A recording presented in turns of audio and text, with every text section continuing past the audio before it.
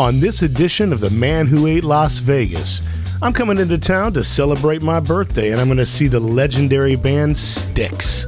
I've made reservations for Smith and Wollensky. We're going to see the Lion and Dragon dance and the Lunar New Year display at the Bellagio for the Year of the Rabbit. We're going to have a double-double at In-N-Out, and we're going to talk about the gangster roots of the Flamingo Hotel and Casino.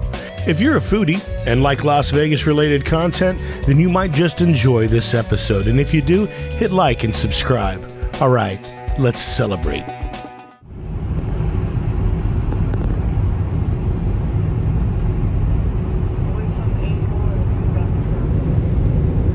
So it's an early morning drive to the airport. Lucky for me, Mrs. Man Who Ate Las Vegas drove me, and she always does. Looks like the security line is going to be quick today. I had some pretty good luck getting through security on this day, and it was nice to not have to wait too long. So I'm a little bit early, which is a good thing.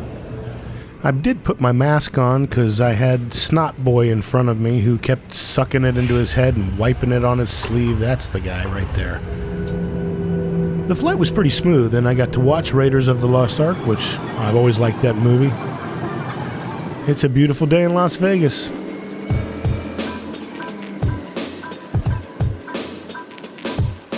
I was able to get my rental car and get to the Flamingo pretty quickly on this day, and I was glad I kept my belongings in the trunk of my rental because I wound up having to wait a bit longer than I had hoped to. But what else is new? So I'm here at the Flamingo.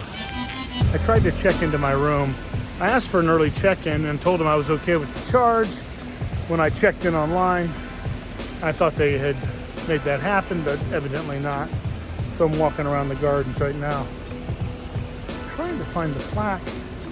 There's a specific place out here that I want to show you guys. I walked down the wrong path. So the Flamingo is the oldest property that's on the Strip that's still here since 1946. So the story goes that Bugsy Siegel had this dream of building a casino in the desert, a place that was as swanky as the places in Los Angeles or New York, and that he dreamed up the Flamingo and named it after Virginia Hill's long legs. Sounds like a great story, and it's been told a million times like that, but the truth is very different. The Flamingo was started by a guy named Billy Wilkerson. He built it, started building it. He never completed it because he was a gambler and he ran out of money. He got mixed up with Bugsy Siegel, and Bugsy Siegel bought him out, and eventually got Meyer Lansky and Lucky Luciano and the rest of the syndicate in New York to back him on the venture. Billy Wilkerson owned nightclubs in Los Angeles. He was a known guy. Bugsy Siegel lived in LA also. So that rings a lot more true. The name Flamingo had already been chosen by Billy Wilkerson. So that story of it being all about Virginia Hill's legs, while a touching story, it's just simply not true. The final buildings, the last buildings that were part of the original and early year subsequent construction, those are all gone now. Nothing's left. Just this monstrosity here. I'm coming up on it now. I'm going to read you guys what the plaque says. They're calling this the Bugsy Building. But it says the Bugsy Building. On this site, Benjamin Bugsy Siegel's original Flamingo Hotel stood from December 26, 1946 until December 14, 1993. The hotel, which housed 77 rooms, including the notorious Mr. Siegel's Bugsy Suite, was unique in more ways than one. The window panes, for instance, were bulletproof, and although there was only one entrance to the top floor suite, there were 5 possible exits. This including a hidden ladder leading from the hallway closet to a basement tunnel, which led to an underground garage where Bugsy allegedly had a chauffeured getaway car awaiting at all times. But Mr. Siegel's preoccupation with safety and escape routes proved to be geographically misplaced.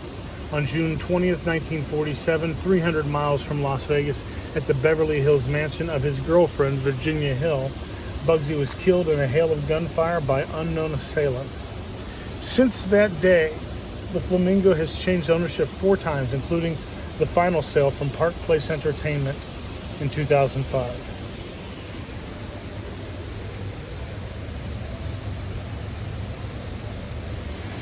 Benjamin Siegel had 2 daughters, and one of them, she lived up until a couple of years ago, and she gave a lot of interviews.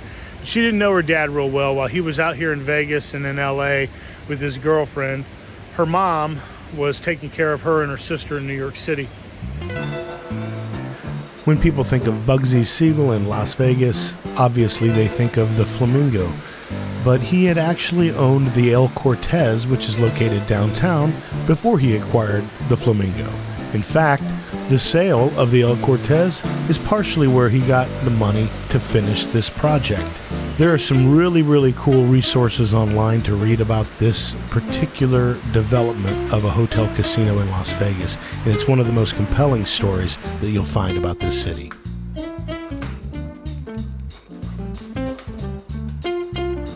Alright, I finally got checked into my room here at the Flamingo. Check out this view.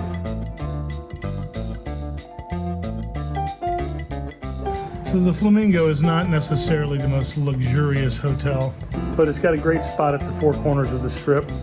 Initially, I took a comped room from the Flamingo, but there weren't even USB jacks in the room anywhere to charge devices, so I had to ask for a different room. Anyway, the second room I got, which is this one, was actually pretty good. It had fairly recently been remodeled, and it's in the Habitat Tower. And as you can see, there's plenty of places to charge my stuff. It still did have an old school phone, which is kind of strange, but the room had a great view of Caesar's Palace. The bathroom was modern. It was pretty simple, but it was functional and it had everything that I needed. There were some cool pictures on the back of the bathroom door that kind of took you on a walk through the history of the Flamingo, which I thought was a nice touch. This hotel casino has a ton of history, which you know that I love. The room was on the 22nd floor, and it had 2 queen beds and some pretty cool artwork. Anyway, a room with a view.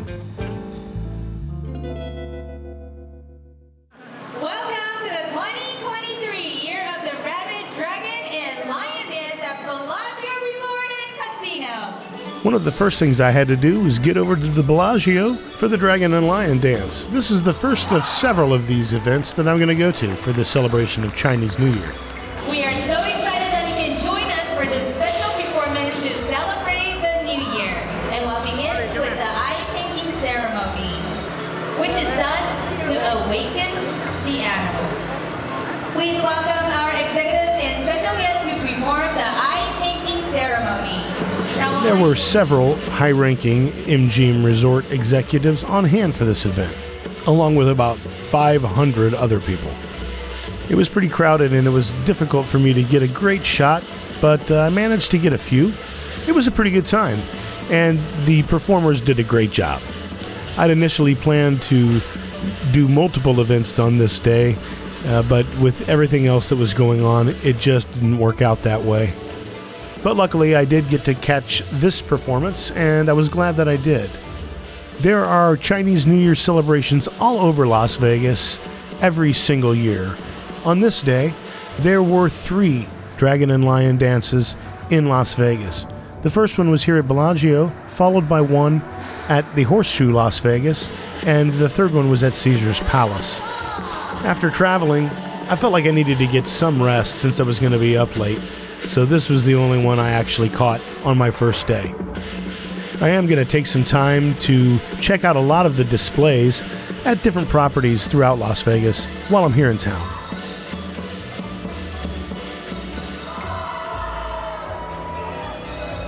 Looks like the lion wants to go through the spheres. Let's put our heads together for the blue lion. Here comes the money gun. Money gun comes to you and will say hi to you. Let's cheer with the money gun and clap with it together.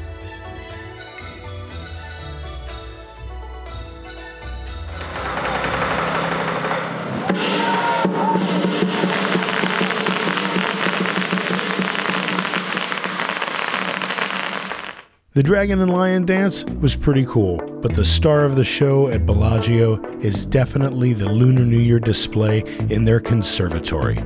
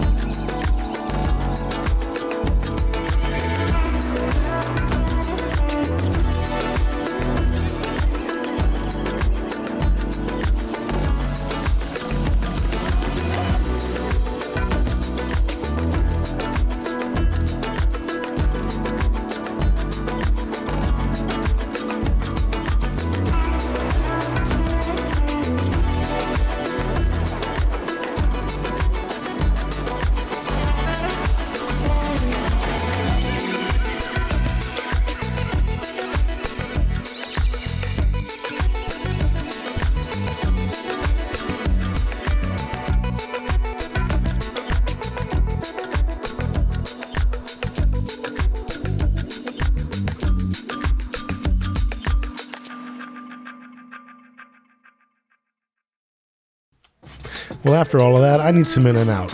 This is usually my first stop when I come to Vegas, but it's almost 4 o'clock and I'm just now getting here.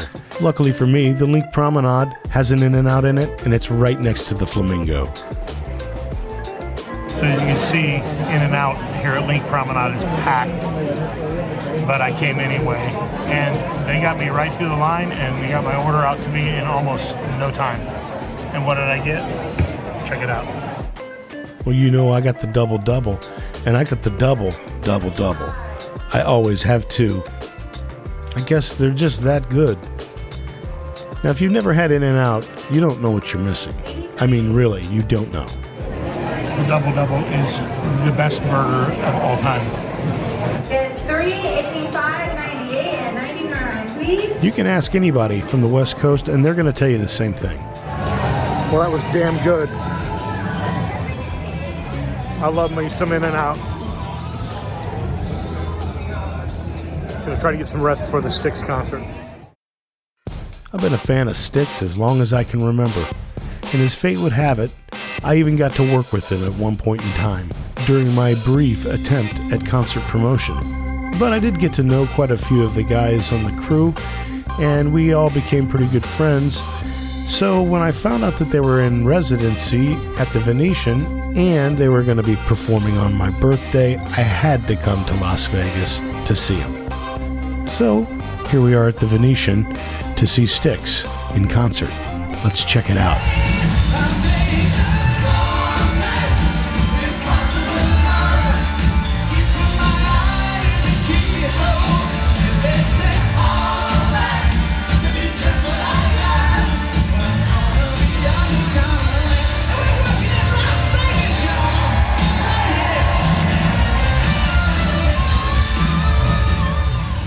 Well, I'd love to show you more of the concert, but if you want to see STYX, you're going to have to buy a ticket.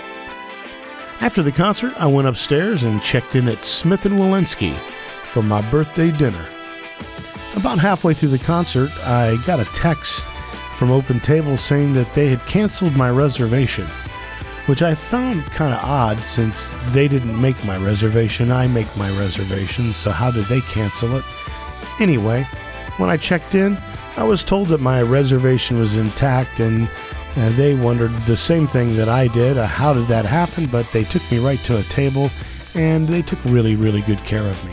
My server, William, knew the menu well. He knew what to suggest. I had already looked at the menu, and I pretty much knew what I was going to eat, but I let him make some suggestions. One of the suggestions was, don't bother with the tablet. Let me just tell you about some great wines. And he did. And I let him choose which wine I drank, and it was this one, and it was delicious. It was a dry, red Cabernet Sauvignon. They have an impressive wine list, full bar, and even coffee drinks. For my appetizer, I went with the Angry Shrimp, 3 butterfly breaded shrimp on a bed of whipped potatoes and a lobster butter sauce. Now these bad boys were huge.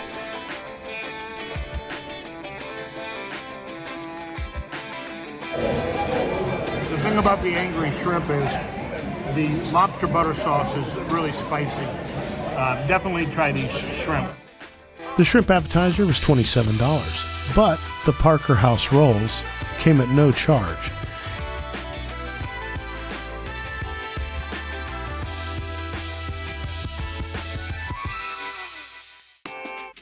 I was in full celebration mode. For my entree, I went with the filet Oscar. It's a 10-ounce barrel-cut filet, topped with what seemed to be about a half a pound of lump crab meat, asparagus, and hollandaise sauce. This was one of the best steaks I've had in Las Vegas ever, no doubt. Smith & Wollensky knows how to cook a steak too. Not only was the steak cooked perfectly, it was delicious. And at $91, it better be. I didn't feel like I needed to order a side since I had asparagus with my steak, but they came out of the kitchen with a chunk of chocolate cake like I haven't seen in maybe ever. This thing was so big, I was laughing when they set it in front of me. I asked William, my server, has anybody ever finished this thing? And he said in 11 years, nobody has ever finished it that he knows of. He did see a couple finish it one time, and they might have been a little sorry. He was a great server, and I tipped him at 30% since the cake came at no charge, for a total of $200 for dinner. Happy birthday to the man who ate Las Vegas.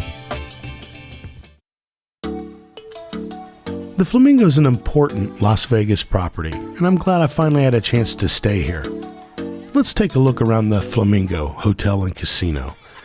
This is the entrance from the Las Vegas monorail and the parking garage. And we're going to come in through this area here where we see a lot of different shops, and there's a FedEx in here, there's a little oxygen bar, a spa, a place to get a massage. The spa tower is here. That's one of the 3 hotel towers.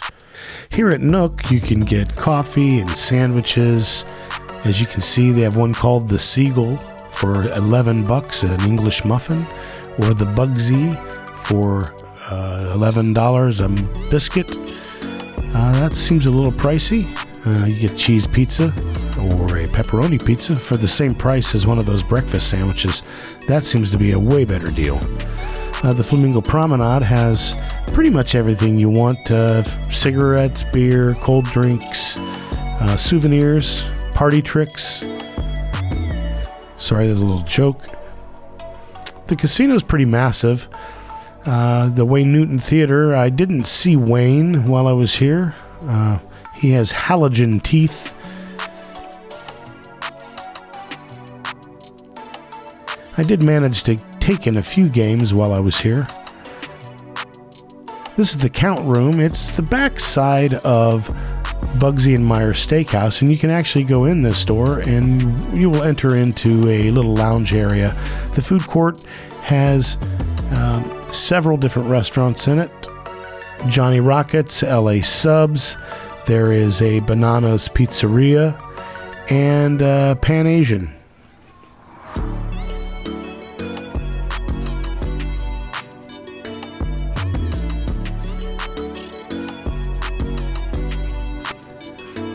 The Flamingo showroom this night had RuPaul. RuPaul is in residency here. I've not seen the show. The Bugsy Bar. These guys here think I'm pointing the camera at them, I think. I'm pretty sure Bugsy never saw this bar. Everybody's watching the Super Bowl.